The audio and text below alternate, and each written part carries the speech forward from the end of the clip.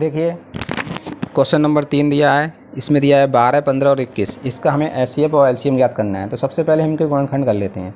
तो 12 के अभाज्य गुणनखंड कितने आएंगे?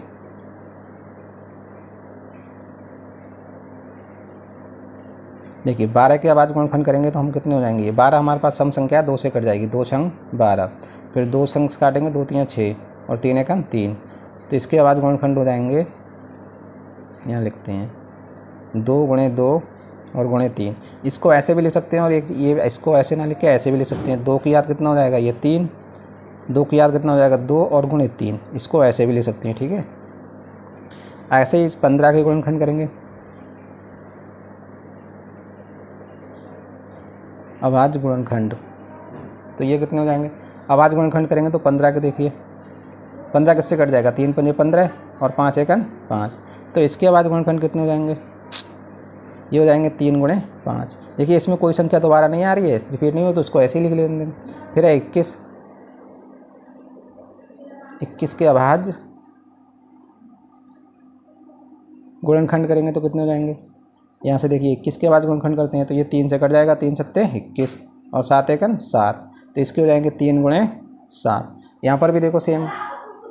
अब सबसे पहले देखते हैं, हम निकालते हैं एचसीएफ।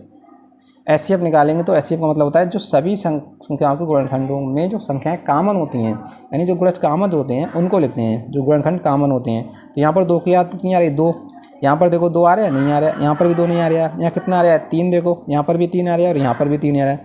तो ये 3 संख्या इसका एचसीएफ हो जाएगा। अब लिखते हैं इसका एलसीएम।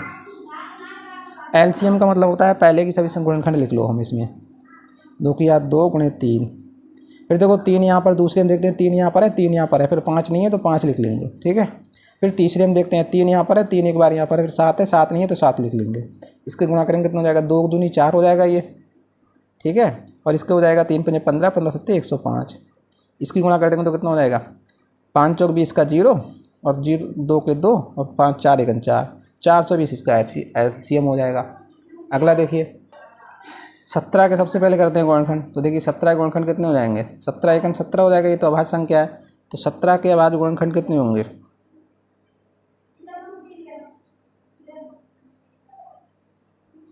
ये तो 17 हो जाएगा, ठीक है। फिर लिखने हैं हमें 23 के। तो 23 के अभाज्य गुणनखंड कितने हो जाएंगे? देखो 23 के करेंगे तो 23 एकन 23, ये भी एक हो जाएगा। 23 एकन 23, सॉरी, तो 23 का 23 हो जाएगा इसका। इसी हिसाब से हमें 29 का लिखना है। तो 29 के भी कितने हो जाएंगे? 29 संख्या वो भी देखो स्वयं से कटने वाली है। 29 एकन 29, इसके भी 29 हो जाएंगे। अब बताइए इसमें, तो देखिए पहले इसका एचसीएफ लिखना है। एचसीएफ, तो एचसीएफ कितना हो जाएगा? इन दोनों सभी 17, 23 और इसमें सभी में क्या है? एक कॉमन आ रहा है। इसमें कुछ नहीं होता, इसमें एक काम, क्योंकि ये सभी स्वयं से कटने वाली है, इसमें कोई कॉमन ही संख्या नहीं आ रही है।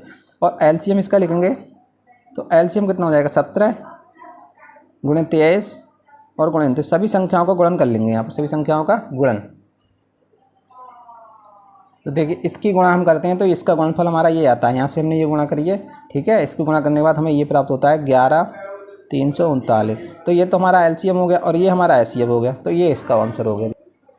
तीसरा दिया है हमें 8, 9 और 25। इसका हमें निकालना है। सबसे पहले हम इसमें 8 का निकालते हैं।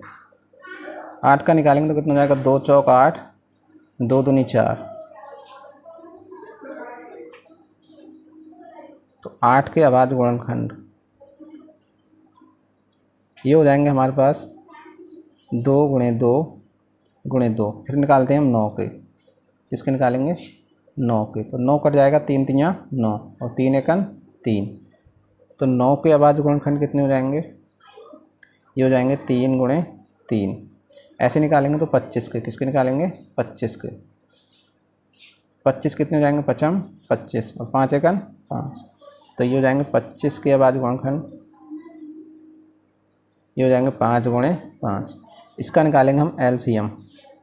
सबसे पहले एचसीएफ निकालते हैं। एचसीएफ कितना हो जाएगा? इन सभी में जो संख्याएं कॉमन होंगी, यानी जो गुणनखंड कॉमन आएंगे। तो देखो इसमें 2 2 आ रहा है, इसमें 3 3, इसमें 5 5, कोई संख्या कॉमन नहीं। जहाँ पर कुछ कॉमन नहीं होता है तो वहाँ पर एक कॉमन होता है।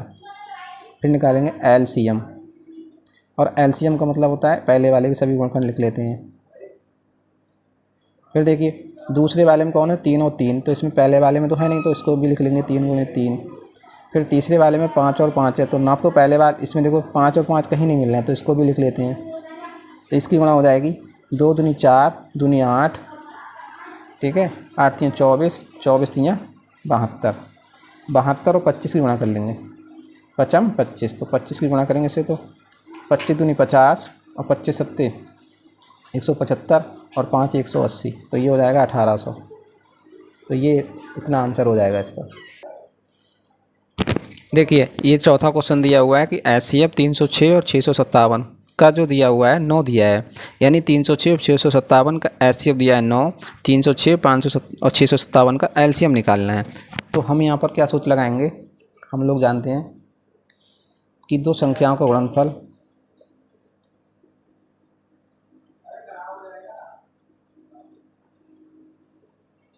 गुणनफल बराबर जो होता है वो HCF और गुणे LCM के गुणनफल के बराबर होता है। तो यहाँ से देखो हमें दो संख्याओं का गुणनफल कितना दिया हुआ है, ये संख्याएं कौन कौन सी हैं, 306 और 657, क्योंकि एक संख्या 306 और दूसरी संख्या 657 दी है, तो ये हो जाएगा 306, इनका गुणन कर देंगे 657, ये हो जाएगा। और HCF हमें कितना दिया है, 9 दिया है, और LCM हमें निकालना है इनका, तो LCM ये हो जाएगा। तो यहाँ से LCM बराबर हो जाएगा 306 गुणे 657 और बटे हो जाएगा 9, कितना हो जाएगा 9, 9 से कट जाएगा 9 एक 9, 9 3 27, बचे यहाँ पर कितने 3 और 9 चौक 36, जी 657 और 34 गुणा कर लो, 7 चौक 28। तो देखिए इसका गुणनफल हमने किया, तो इसका गुणनफल ये आया हमारा 22,338, ठीक है। तो इसका जो हमारा LCM निकल के आया, LCM वो इतना निकल के आ गया, यही इसका आंसर हो जाएगा।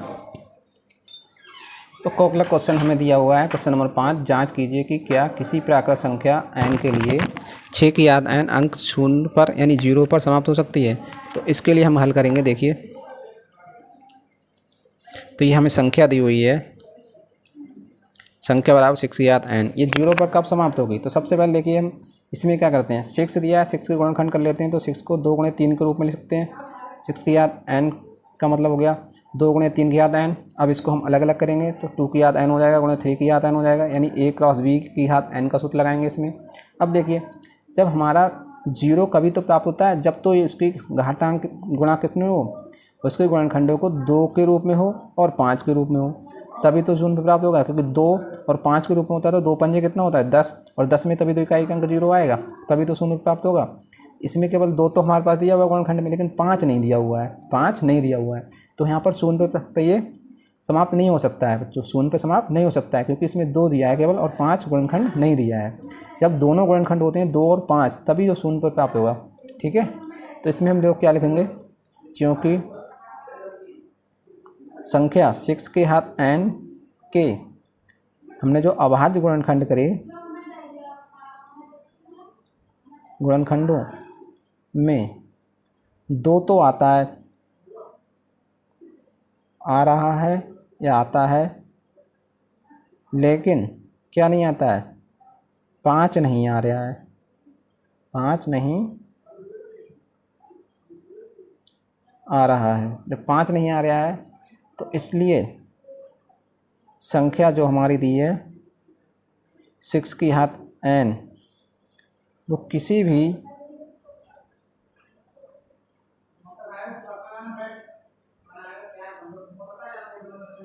संख्या n के लिए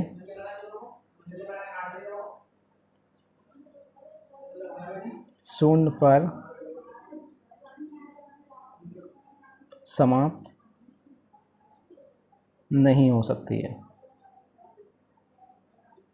ये शून्य पर समाप्त तभी हो सकती थी बच्चों जब इसके गुणनखंड 6 के गुणनखंडों में 2 और 5 दोनों संख्याएं इसके गुणनखंडों में आती, तो ये शून्य पर समाप्त हो सकती थी। लेकिन इसमें 2 आ रहा है लेकिन 3 नहीं आ रहा है, ठीक है, तो इसलिए शून्य पर समाप्त नहीं होंगी। तो ये इसकी थ्योरी लिखेंगे, ये थ्योरी को समझ लेना और इसी हिसाब से लिखना होगा आपको। देखिए अगला क्वेश्चन 6 करते हैं। इसमें दिया हुआ कि इतनी संख्या दी है और इतनी संख्या दी है, और ये दिखाने हैं कि ये संख्या कैसी हैं, ये भाज्य संख्याएँ हैं। तो क्यों भाज्य संख्या है उसको हल करते हैं। सबसे पहले ये दिया हुआ है 7 गुणे 11 गुणे 13 प्लस 13। तो सबसे पहले देखो इसमें हम 13 और इस सभी संख्याओं में 13 है, तो सभी संख्याओं में से 13 कॉमन ले लेते हैं हम यहाँ से। तो ये हो जाएगा 7 गुणे 11 प्लस का 1, यहाँ से हो जाएगा 13, इसको हल करेंगे 11 सत्ते 77 हो जाएगा ये, प्लस का 1 ये जुड़ जाएगा, तो ये हो जाएगा 13 गुणे 78। अब देखिए इसमें हमें क्या मिल रहा है, इसमें 13 और 78 दो संख्याओं के रूप में ये संख्या प्राप्त हो रही है। तो इसका मतलब है कि एक और स्वयं के अलावा इसके दो गुणनखंड और हैं, एक और स्वयं के अलावा दो गुणनखंड इसके और हैं, तो इसलिए ये कैसी संख्या है, भाज्य संख्या होगी। ऐसे ही इसमें हल करेंगे, इसमें क्या है 7 गुणे 6 गुणे कितने 5 गुणे 4 गुणे 3 गुणे 2 गुणे 1 प्लस 5। इसको हल करेंगे तो इसमें देखो 5 सभी में है, तो 5 कॉमन ले लेंगे। यहाँ से कितना हो जाएगा 7 गुणे 6 4 गुणे 3 गुणे 2 और गुणे 1 और प्लस का 1। यहाँ से इसको हल करेंगे तो 5 ये हो जाएगा, 7 चंग 42 42 और इन सभी संख्याओं की हम गुणा करेंगे तो हमारे पास ये निकल के आएगा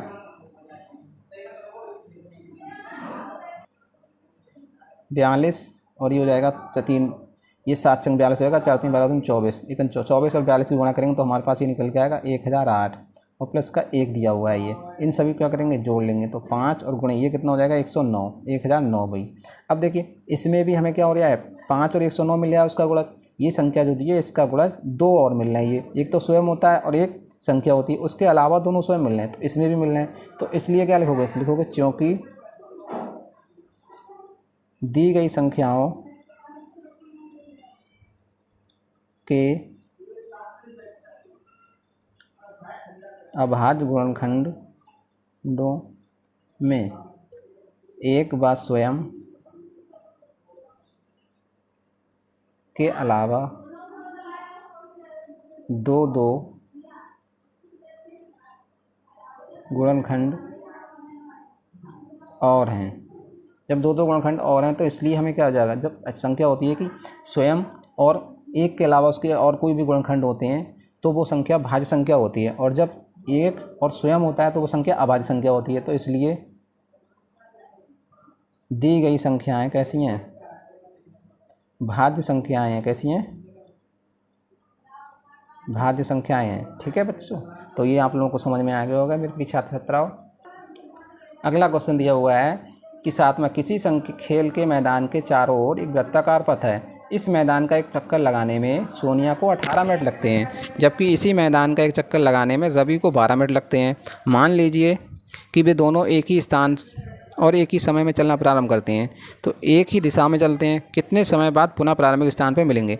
तो इसमें देखिए हम लोग क्या करेंगे कि एक ही स्थान चल रहे हैं, एक ही समय पर चल रहे हैं, और पुनः कितने समय के बाद वो एक स्थान पर मिलेंगे।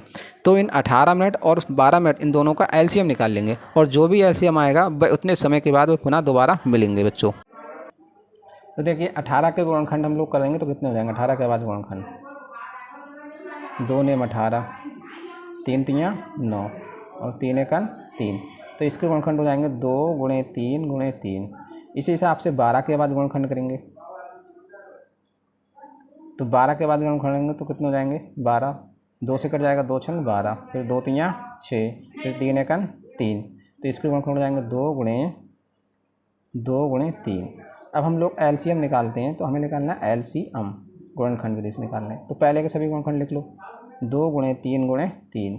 दूसरे में देखिए 2 एक बार है, एक बार लिखा हुआ है, दूसरी बार है, दूसरी बार नहीं लिखा हुआ तो लिख लेंगे। 3 एक बार है, एक बार लिखा हुआ है, लिख लेंगे, रहने देंगे, नहीं लिखेंगे। इसका हो जाएगा 2 तियाँ 6, 6 तियाँ 18, 18 दूनी 36, तो ये 36 आया इसका एलसीएम। तो 36 क्या में हमें दिया हुआ है, मिनट में दिया हुआ है, ठीक है, तो मिनट में आएगा। तो यानी कि वे दोनों लोग दोबारा कब मिलेंगे, तो लिखेंगे अतः सोनिया और रवि दोबारा या पुनः प्रारंभिक स्थान पर